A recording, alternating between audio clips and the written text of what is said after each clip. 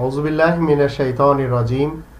ক্বালা রাব্বি ইশরাহ লি সাদরি ওয়া ইয়াসসির লি আমরি ওয়াহলুল উকদাতাম মিন লিসানি ইয়াফকাহু কওলি। আসসালামু আলাইকুম ওয়া রাহমাতুল্লাহ।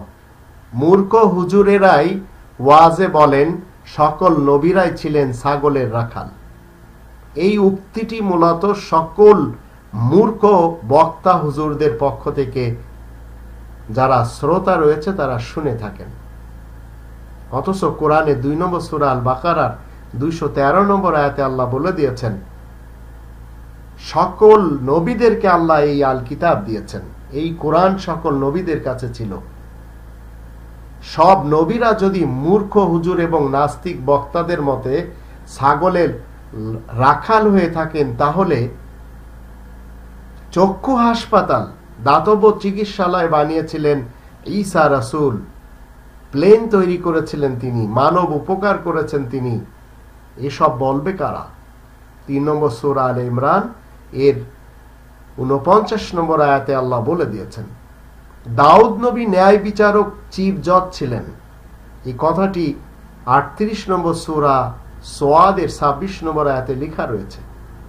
শিপ জাহাজ তৈরির ইয়ার্ড ছিল নূহ নবীর কাছে, স্বয়ং তিনি নিজেই ক্যাপ্টেন ছিলেন, যার প্রমাণে 11 নম্বর সূরা হুদ এর 37 থেকে 49 আয়াতগুলিতে লেখা রয়েছে। পাইলট ছিলেন নবী সুলাইমান, 34 নম্বর সূরা সাবা এর 12 নম্বর আয়াতে লেখা রয়েছে।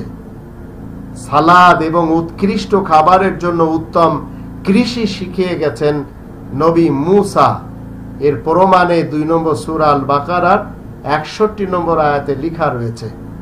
নারীদের নেত্রী ছিলেন সর্বোত্তম ক্যারেক্টারের অধিকারিণী মারিয়াম সিদ্দিকা, 66 নম্বর সূরা তাহরিমের 12 নম্বর আয়াত তার প্রমাণ করে।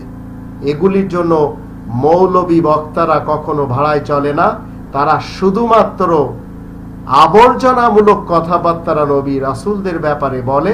তাই তারা সবাই বলে থাকেন যে সকল নবীরাই ছিলেন ছাগলের রাখাল। এটা তাদের পক্ষ থেকে নবী রাসূলদের উপরে অহেতুক অপবাদ ছাড়া আর কিছুই না।